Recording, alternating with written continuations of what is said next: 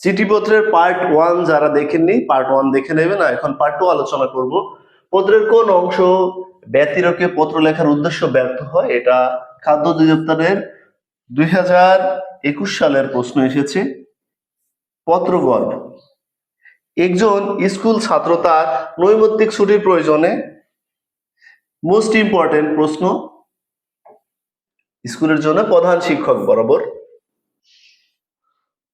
পত্র লেখার প্রকৃত উদ্দেশ্য কি? খাদ্য অধিদপ্তর 2010। মনের ভাব অপরকে প্রকাশের জন্য। আচ্ছা। 15 পত্র লেখার স্বাক্ষরের আশীর্বাদ শব্দটি ব্যবহার করা হয় কখন? কনিষ্ঠ জনের কাছে পত্র লেখা। শহরের রাস্তাঘাট মেরামতের জন্য কার উদ্দেশ্য কার বরাবর? পৌর কর্তৃপক্ষ। দেখেন এই বিষয়গুলো সাধারণত বইতে আপনি খুঁজে পাচ্ছেন না। যে বিষয়গুলো খুঁজে পাচ্ছেন না, যেমন আইসিটি, ইংলিশের প্যাসেজ, চিঠিপত্র, এই বিষয়গুলো আমরা বেশি আলোচনা করছি যাতে করে এখানে ভালো নাম্বার আপনি তুলতে পারবেন। এইগুলো সবাই কিন্তু পারবে না। আচ্ছা, কোন পত্র প্রাপকের উপস্থিতিতে পঠিত হয়? মানপত্র। বিদায় অনুষ্ঠানে যে পত্র দিয়ে প্রকাশ করা হয় সেটাকে বলা হয় মানপত্র।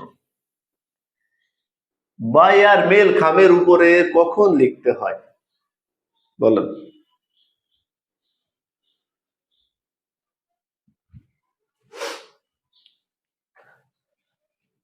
বিদেশ চিঠিকে, যখন আপনার বিদেশে কোনো বন্ধু বা আত্মীয় স্বজন থাকে, আচ্ছা, প্রাপকের সমবয়সী হলে তাকে কি দিতে হয়? আশীর্বাদক। একটি পত্রের বাইরের অংশ উপরের অংশ যেটা থাকে তাকে কি বলা হয়?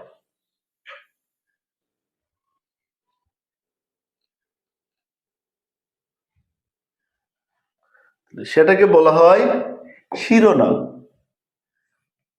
সংবাদপত্র প্রকাশের জন্য যে পত্র লেখা হয় তার কয়টি অংশ থাকে?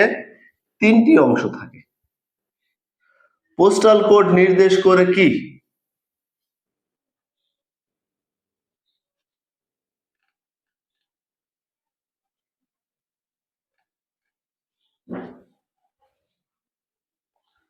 প্রাপকের বাড়ির ঠিকানা। প্রধান শিক্ষকের নিকট ছুটির জন্য আবেদনপত্র। কোন বিষয়টি চিঠির ক্ষেত্রে সর্বাপেক্ষা গুরুত্বপূর্ণ?